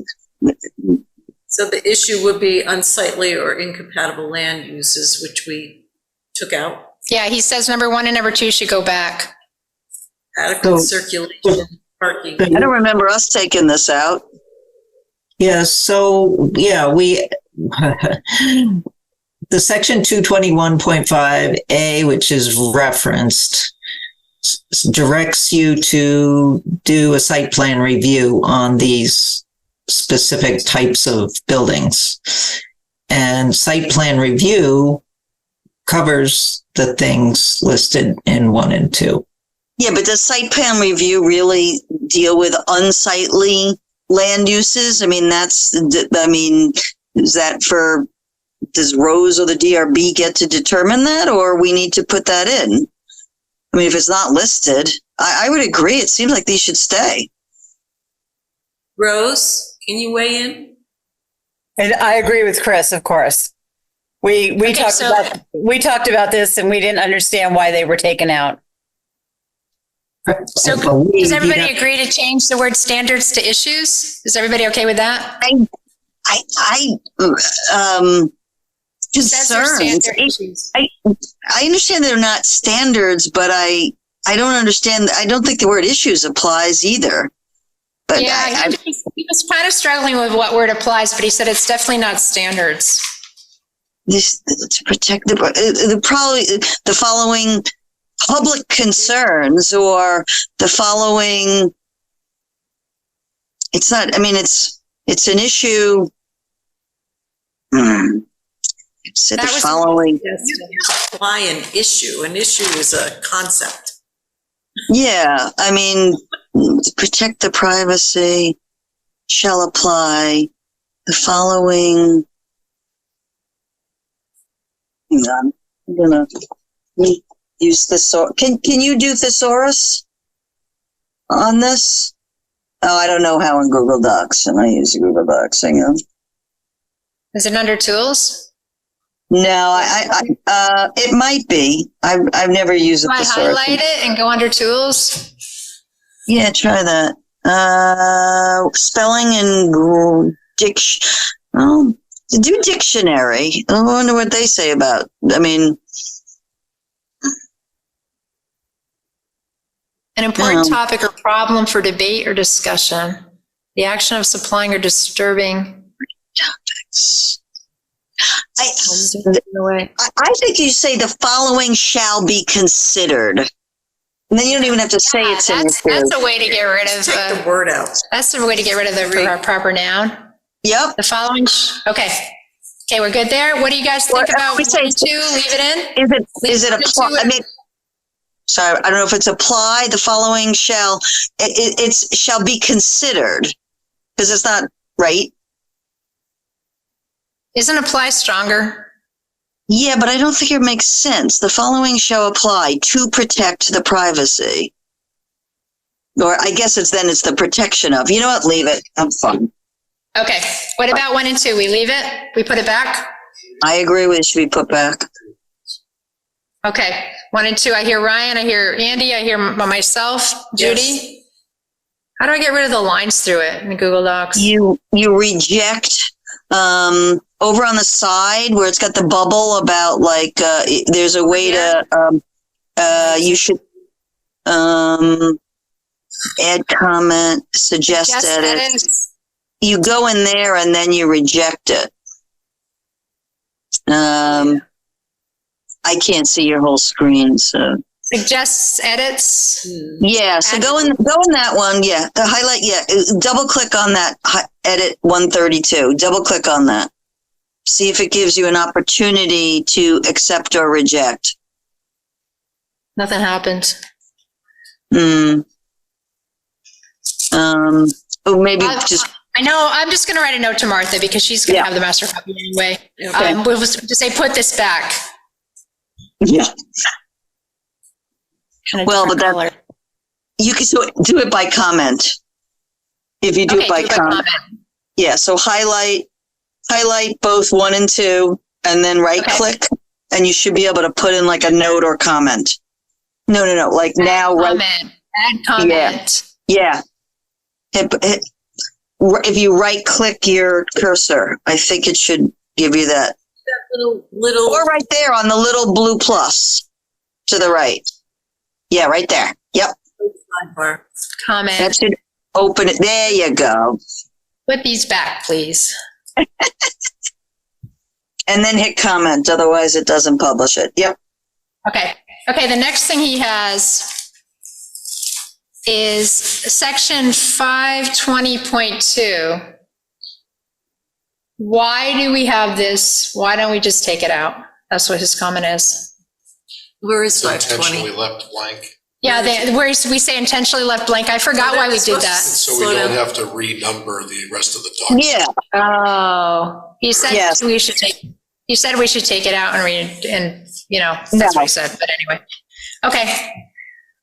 So leave as is. Next, he also said, do we have a definition? That reminded him, do we have a definition of primary use, which I emailed Martha about. And she said, she suggested we should change it to, what was it? Principal use. Which it is changed to that here. Oh, wait, here it isn't though. Because he said, why is the last sentence there? How can there be more than one primary use? There can only be one principal use. So why is that there? This is where it says in 520.3, the last sentence, there may be more than one primary or principal use on a lot within the Village RC district. He's like, how can you have more than one? Primary means one. Principal means one. Is it, no, primary is like, it doesn't have to be one, it's the highest one. But so do we have definitions of primary or principal? We don't have a definition of primary, but Martha said we do have principal, so we should just change it to principal. But do we want 2 principal uses on a single lot in the Village RC? I guess if we want it anywhere, that's where we would want it. An Airbnb. But could it be like a additional to residential your with a house. business in it? What? Like, could that be a residential use with a business in it? You know, somebody's got a little office or something? Would that be 2 uses? Well, no, because I think it's only about dwellings. We've always had the primary use as a house. Right. If it was a dwelling lot, and then if it was a commercial lot, it was always the commercial property. If it was a house with a home occupation, it was the house as the primary, the home occupation as the secondary. So let me ask you something. As a matter of principle, when it's an RC, I get why there would be more than one. I think if you're in the RC, you should be able to have a residence and a commercial. So it's a multiple use. That's the whole purpose. Well, and that's not the whole purpose. I understand you can have Rs and Cs, but why can't you have an R and C? But I don't think it's saying that, because this is only about dwellings. So it's saying you could have 2 primary dwellings. Well, then, I think the idea is you have a store down, on the ground floor, you have resident, apartments upstairs or whatever. They're both principal uses. Neither one is really the main use. Yeah, I agree we should have that. We're supposed to be trying to get more housing and more stuff. So why wouldn't we allow, and why wouldn't we make it more affordable for someone to do it by buying a building and using retail downstairs, or having parking, parking lot, and then having residents above? Okay, so it sounds like we're leaving it, but we're changing the word primary to principal. Yeah. I think we're just talking about what word we're going to use.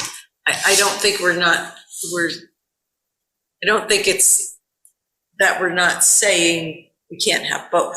It's just what word do you want to use? Okay. That's all. It's just semantics. The next, that was. No, but I'm sorry. You said we have a definition for principal, though. Right, but not primary. Okay, so then what is the definition for principal? Should it be principal? Yeah, Martha's suggestion was to just change it to principal. Oh, and because we have a definition for that. Okay, then you change the subject to the what's in bold up there.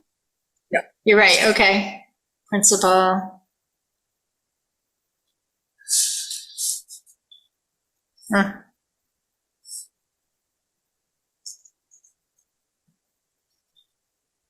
Okay, his next suggestion is 540.3. Oh, on the flags, we talked about the unlimited flags of like your country and stuff. He said, do we want to have a size limit on that? I don't know if you've driven over to the, to the ocean, New Hampshire, you go by that car dealership with that giant size flag. He's like, do we want any size limitation on that? On the flags of, so it's 540.3, section F in signs. I wish somebody from the American Legion was here, but I know that there are rules around displaying the American flag. And I'm pretty sure one of the rules is that the size of the flag, there's a proportion to the flagpole, but I don't really know what it is off the top of my head. He's just suggesting, do you want to limit the size of a flag of a nation, state, or branch of the military? Right, but I mean, I think I understand what Judy's saying. I mean, and I think, we should limit it, but maybe given that we can somehow be a little vague and not put the numbers that, let's say. As, something like limited to, the size is limited to guidelines of displaying the American flag. And then we'd have to look up the guidelines or something. I just don't know them off the top of my head, but I know that they're there. If they are guidelines already, maybe we don't even need to limit it. Just say in accordance with federal regulations. How about okay. Flags of the American, of state or subject to federal regulations? Subject to what regulations? in accordance with federal regulations is what I would. In accordance with federal regulations. We're talking about height of like a flagpole here, right? Well, we're talking about the size of the flag too. Well, the height of the. Oh, and the height of the flagpole. Because he said at some point they become advertisements when they're absolutely huge. Yes. And they're not no longer. And it's not supposed to be done that way. Can I give you the definition? So why don't we say, instead of saying in general federal regulations, because that could mean anything, right? And they'll say, well, then you can't light it, but you said we can light it, you said we can't light it. But if we're talking about size, why don't we say in accordance with, any size limitations per federal or military law, whatever. I think we've got a definition looked up in the audience. Yeah, Eric? Standard American flag dimensions should be between 1/4 and 1/3 the height of the flagpole. But I think he's asking, should we limit the height of the flagpole and the flag? But I think I'm fine with saying in accordance with any size limitations by the federal government. Does it cite the source for that, Eric? Yeah. So now we have to limit the height of the flagpole to limit the size of the flag. Yeah. Let me ask you something. I mean, there's the size of the flag. Do we want, 10-story flags poles? I mean, I don't think we do.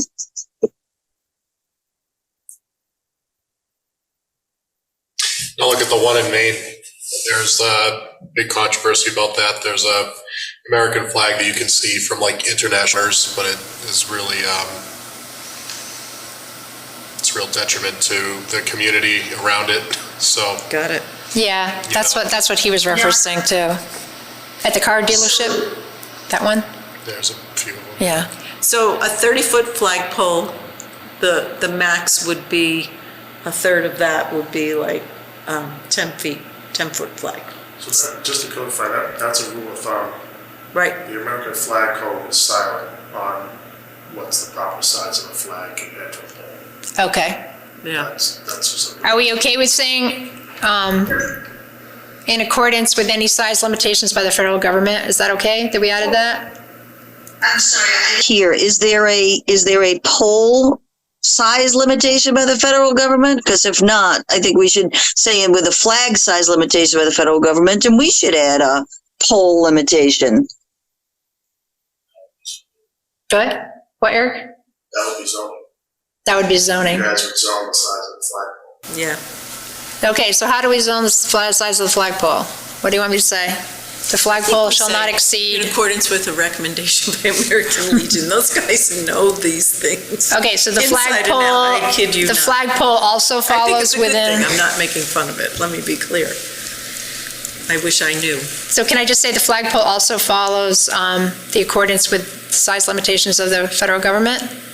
But I don't think there are size limitations. There are none? It doesn't exist. Okay, so let's just skip that flagpole. Or do we not? Do we not?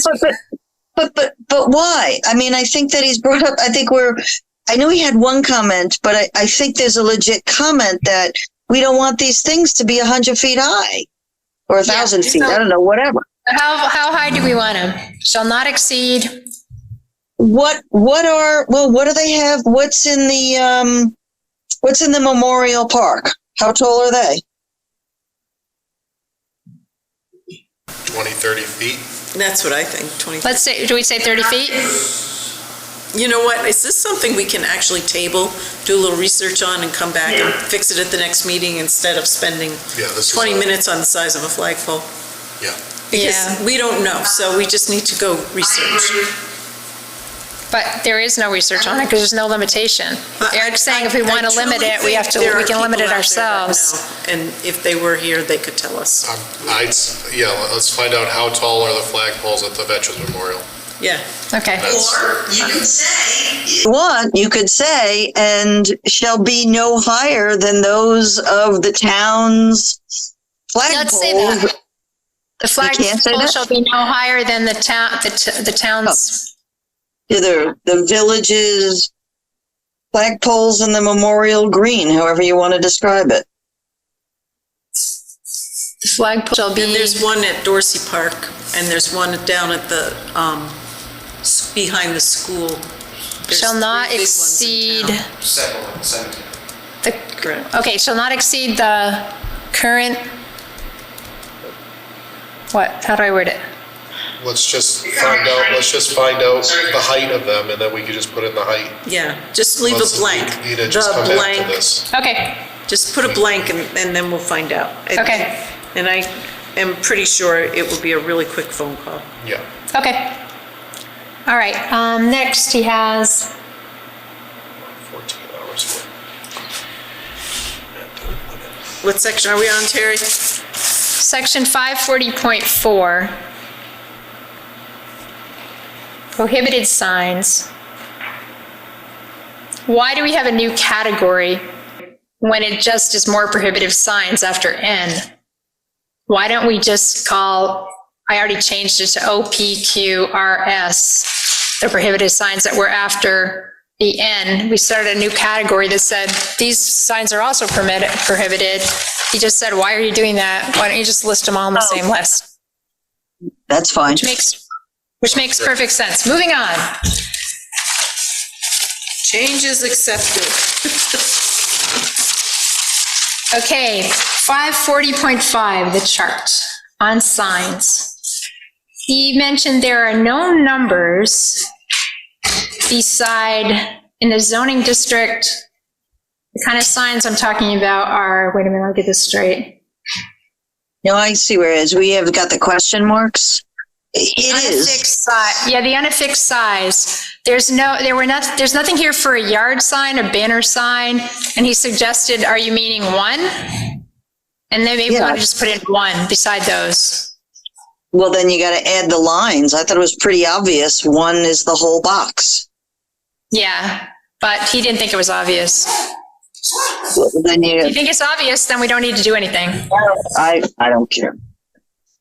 What? Then you got to change. You have to add the boxes. Yeah, I know, you gotta add It's the just a formatting lines. issue. I mean, it's no big deal. Let's not do it at all. You wanna just skip it because the one means the whole box. Can I just ask you, He just thought it wasn't clear. Terry? Yeah. What section number is that, 540? 540.5. 540.5, the chart on unaffixed signs. Leave as is. And he didn't have a problem with us changing that to unaffixed. The next thing was, do we have a secondary sign definition? Which Martha had the answer to that question, right? No, I passed that on to Jason, and he said he didn't have a specific answer to that. Just, he gave an example. Okay, well, I'm going to put that in the definition section when we get that to, for secondary sign. So we need to do a definition. Yeah, because we mentioned it, so we have to do a definition. All right, the next thing was in the tree signs. Can you give me the section? Is this still 545.5? 540.5. Okay.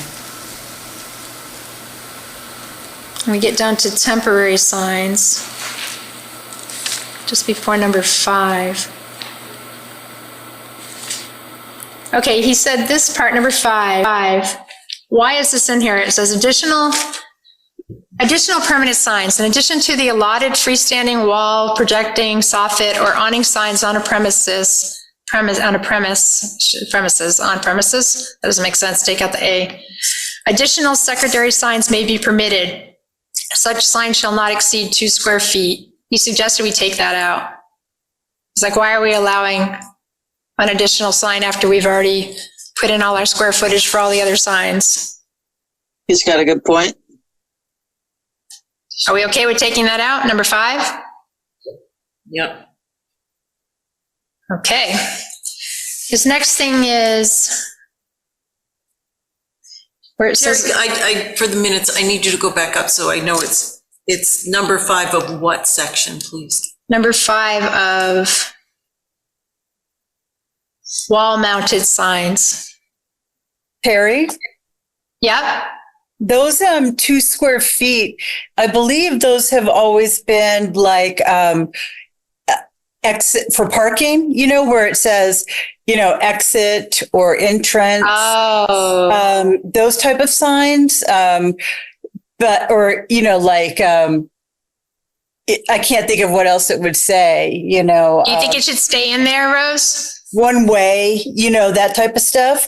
I think. Yeah, informational signs? Yeah, I think they're like informational signs, and instead of allowing them to be very, very large, the DRB has always limited them to a certain size.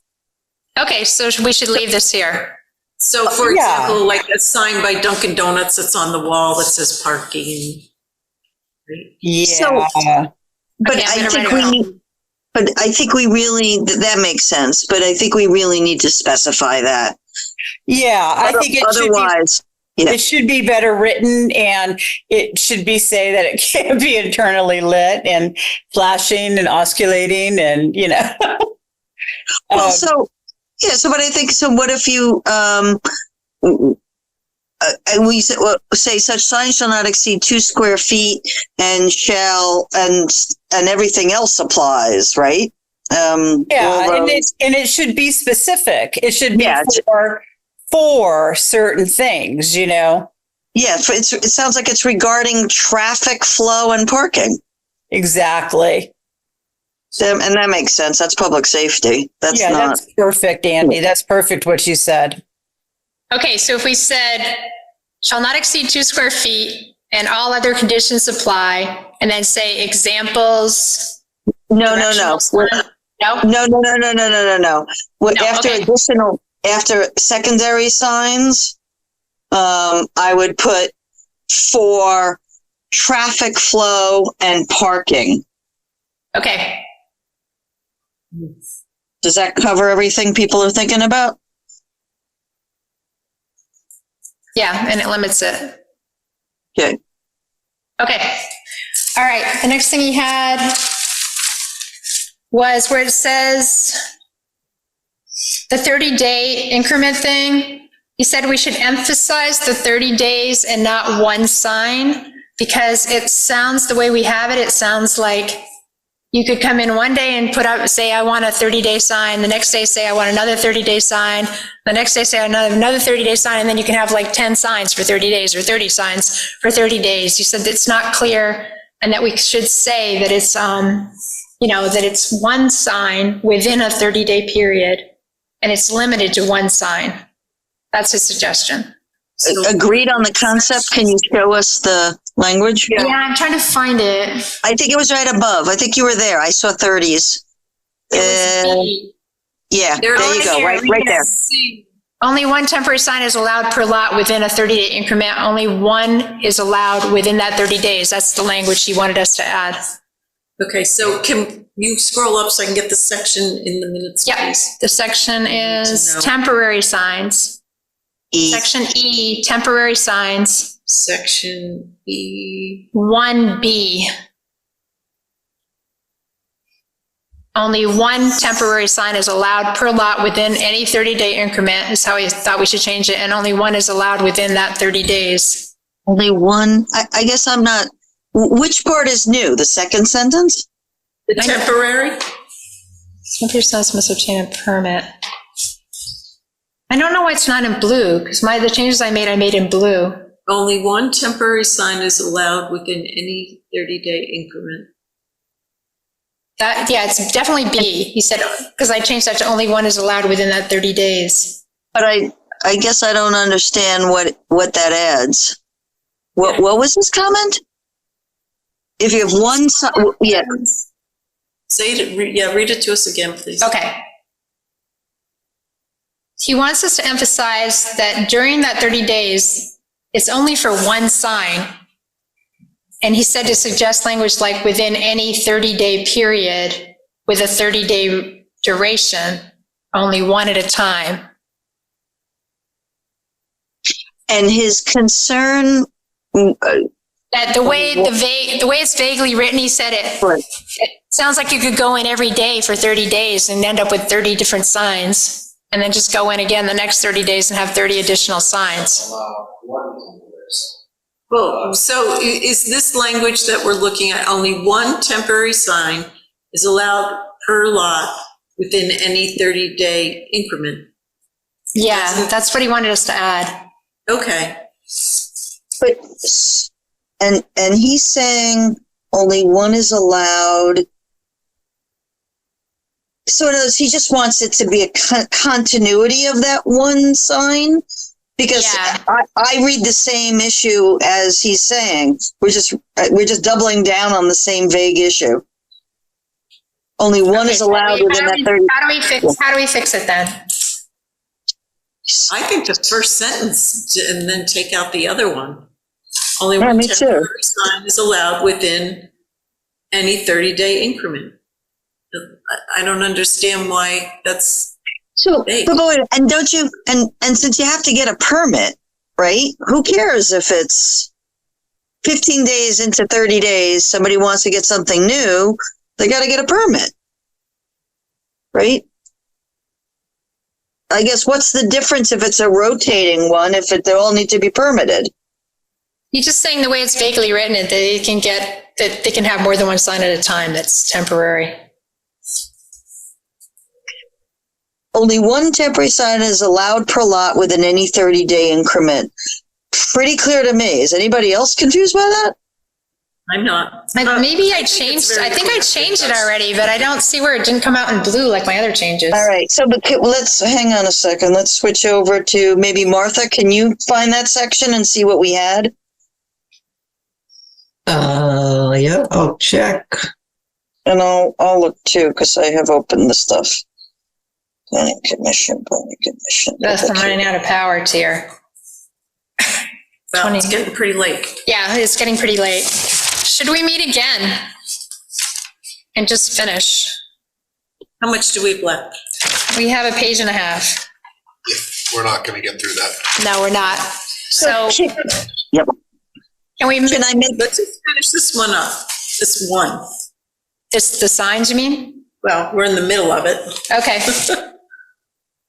There isn't a lot left. No. There's just like section it's Z. Late. We've been at it for 2 minutes. Okay, yeah.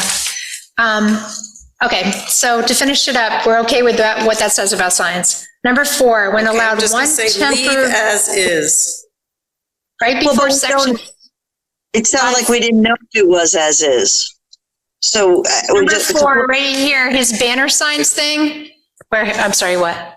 No, not the guy. Can we all just speak one at a time? Yes. Please. This is getting too much. I'm sorry. Just go on. I'm sorry. No, it's okay. I'll be more conscious of that. Number 4, banner signs. Where allowed, only one temporary banner sign may be displayed on a parcel, provided it is affixed securely to a structure to prevent movement. Dimensional standards for bannered signs are indicated in subsection. He said, when allowed, only one temporary. No, never mind that. I'm sorry. I goofed up. That was just some directions as to where I could find that first section that we just did.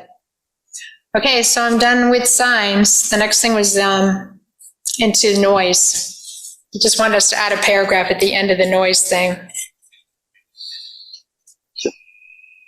May I speak? Yes. I thought we were going to do some more work on this section. He didn't have a problem with this section. He just said we should add at the end that individuals have a private right for recourse for filing a nuisance complaint with the police or the district court. He said we should add that because that's information that we don't have, and it's an existing avenue for people that are experiencing, I'm okay adding that as long as we come back to revisit this, because we all said none of us know what this means. None of us know how to apply this. We were going to do more research on this. So can I make a suggestion? Let's table this one till the next meeting. So what does the next meeting look like for you guys? Are we stretching this out into February? Are we meeting before the end of this month? What does that look like?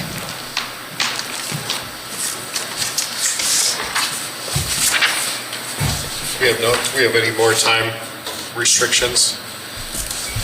Well, Martha, for our time restrictions, am I understanding that as long as we're in the process of public hearings, and in between the two public hearings, we don't have a time restriction for not having to make our match? You're not gonna make your minute, so. Okay. Shouldn't have said. Okay. So when do you guys want to meet again? At our regular February meeting, this isn't even our regular January meeting. Do you want to meet at our regular January time and try to get more of this done? Sure. I agree with that. Okay, so our next meeting will be, let me look at my agenda here. Oh, yeah, and we tabled the minutes. Can we do those next time? Yes. Okay, so January 16th at 6 o'clock, next meeting. And we're going to start at noise 540.8. Start at 540.8. I don't know if we're going to get to all this other stuff that we had on the agenda, which was establishing meeting norms, looking at survey results and setting goals for the year. And I'm going to confer with Chris about any changes we didn't make that he thought we should make, and the new section on affordable housing. Can you please get the comments from Chris prior to the meeting? That's what made this very hard. Yeah. We're drafting as we go along instead of having any time to think about it. And I don't think that's the prudent way to go. Okay, duly noted. All right, so let's take a look at the agenda. Do we have any comments from citizens? Yes, but I'll wait till next time. Eric Alden. Evening, Eric Alden, Trailside Road. Just a couple of comments. One of them, just backtracking on the moving of the multifamily. This board spent a lot of time, months and months, discussing that, and went over, piece by piece on trying to streamline the process and make it easy. And if I'm following tonight, what I heard was you needed to move that back for safety. That's confusing, because the way you're saying it is if it's not moved back, somehow these buildings would escape safety regulations. And that's simply not the case. That just wouldn't be possible. They obviously have to go through the state, through the town, through the same safety permitting process, so that having them in one spot or the other is, unless I'm not understanding it, doesn't make it less unsafe. In the comment from the fire chief about his concerns of anything over 3 stories that they wouldn't be able to service, that's also confusing because Jackson Gore is 5.5 stories. So I'm not quite following. Maybe the chief would want to come and explain his concerns about anything over 3 stories. And lastly, I feel there's a lot of confusion, and one of your members just sort of expressed the talking over each other, and I think a piece of that is that your board members aren't here in person to see each other getting ready to speak or raising their hands. It's my opinion that if you're going to be on the board, then you should be in front of the public. The Zoom is really for the public to join. Board members should be present so that the conversation can happen at this table in front of the public here. Thank you. Thank you for your comments. Okay, I will entertain, are any board member comments? Yeah, I would just like to add to the agenda for the next meeting to revisit the multi-unit change we made, because it doesn't make any sense to me, and I'd like to hear directly from Chris as to why we should. Okay, I'll put that in the agenda. All right, I'll entertain a moment. I have an answer for the Jackson Gore issue. Sure, Rose. That building is 60 feet, and it also has a tunnel that goes through the middle of the building for the fire safety. And that was put in there from the fire department, fire chiefs. And it has fire lanes around it to, for, all kinds of, fire trucks and mutual aid. And it also helped purchase a fire truck to, help put out the fires. But when the fire chief was talking about that, the 4 stories, you're talking about buildings, and I'll just use Andover Street as an example.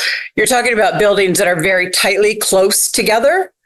And if you wanted to get a fire truck down one of the driveways to get to the back of them, because they are long buildings, that's what he's talking about. He's not talking about a building like a Jackson Gore that was built specifically for firefighting. He's talking about buildings that are from the 1800s that, have this type of situations that they are going to be having harder times to get to. So, the accessibility of these buildings are a little bit tougher than what, Eric was talking about with Jackson Gore. So thank you. Thank you for those comments. Okay, I'll entertain a motion to adjourn. So moved. Second. All those in favor? Aye. Aye. Julie, are you and I? Andy, are you and I? Yes.